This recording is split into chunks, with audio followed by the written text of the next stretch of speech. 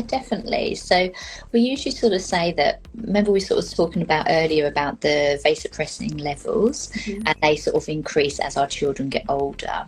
Yeah. So once our children sort of reach the age of 5, that's when we sort of think, well, the vasopressin levels should be sort of about where they should be now. And if we're having any difficulties after the age of 5, so obviously if they're 7, then that's when we can sort of start helping. So at that stage, we would sort of be looking at what's actually happening in the daytime. So it always sort of sounds a bit strange, really, when we sort of say, we're looking at nighttime. Why are you we're looking at the day?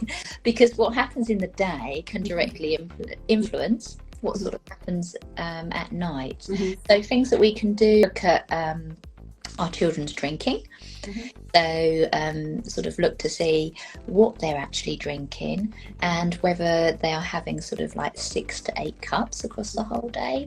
So that's something that we can do, because sometimes, like you mentioned before about your daughters in school, sometimes they don't always drink as much. And you can't be there to remind them either when they're at school. You're not there to kind of say, keep drinking.